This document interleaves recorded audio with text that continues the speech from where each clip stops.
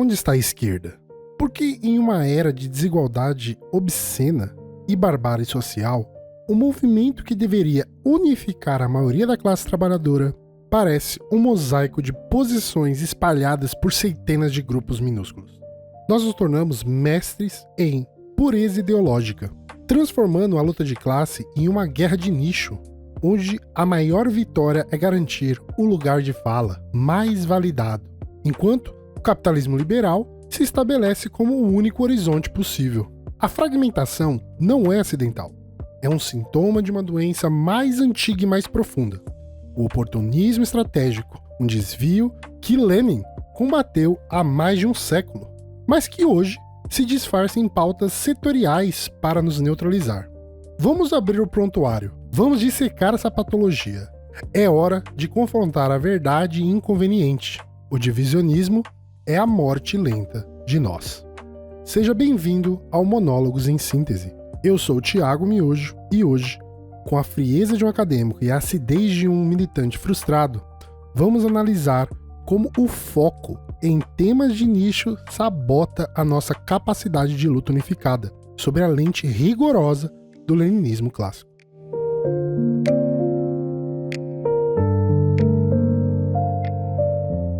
A esquerda, o movimento, os progressistas.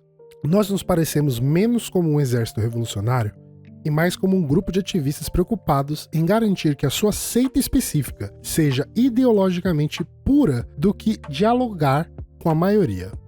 A piada ácida é que, na prática, viramos pequenas seitas que conseguem dialogar apenas com si mesmas. E por que isso importa? Porque enquanto nós estamos aqui, no nosso nicho, discutindo se o nosso lugar de fala é mais válido do que o do colega ao lado, o inimigo, os capitalistas, o capital, está rindo de nossa cara. Ele está na mansão, comendo o bolo inteiro, enquanto eu e você, nós todos, estamos brigando pelas migalhas, as reformas e os reconhecimentos setoriais. Não se engane, o divisionismo não é um erro tático, é uma doença terminal de um movimento que, no fundo, aceitou a democracia liberal e o capitalismo com o horizonte final possível. Se não podemos vencer, ao menos vamos garantir um espacinho confortável dentro da derrota, não é mesmo?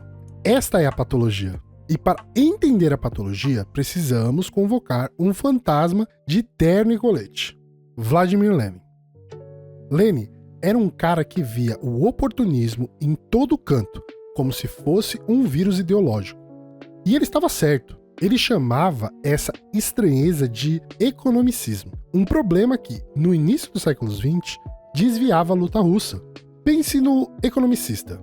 Ele era o sindicalista puro, o sujeito que acordava e só pensava no valor do salário, nas férias, na jornada.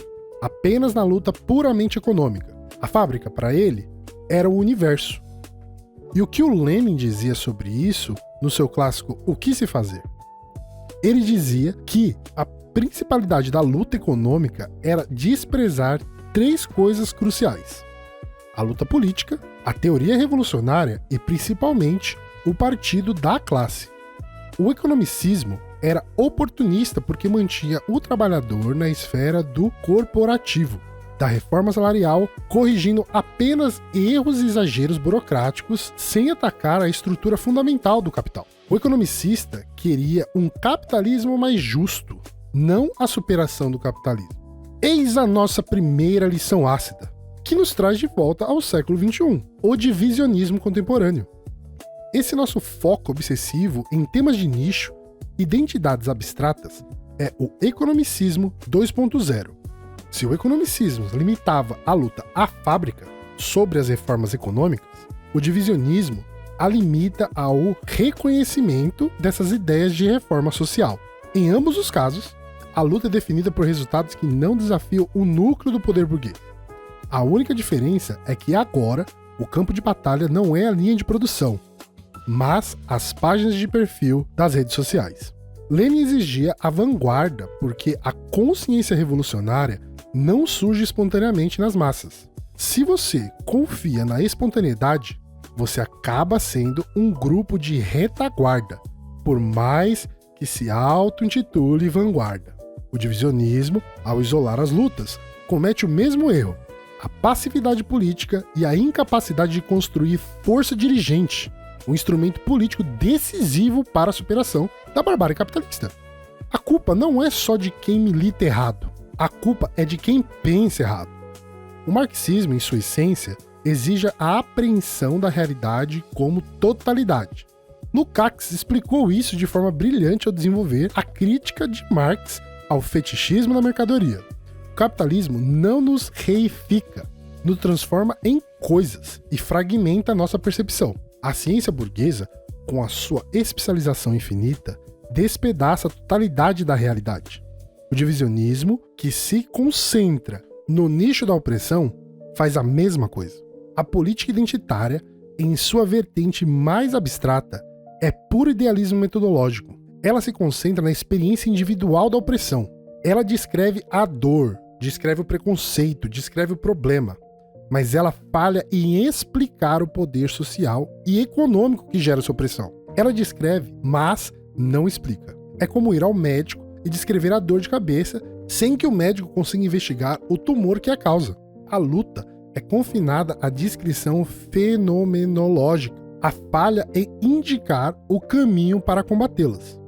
Essa fragmentação metodológica é, na verdade, uma infiltração ideológica.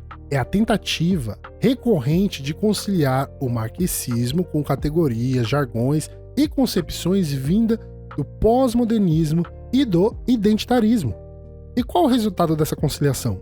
A essência do método se dilui e a centralidade da luta de classes vai sendo deslocada. O diálogo com outros progressistas é necessário, claro, mas ele só é revolucionário se for feito a partir da concepção de mundo do partido, sem concessões que distorcem o método materialista. Caso contrário, o taticismo vazio é a adaptação ao inimigo de classe.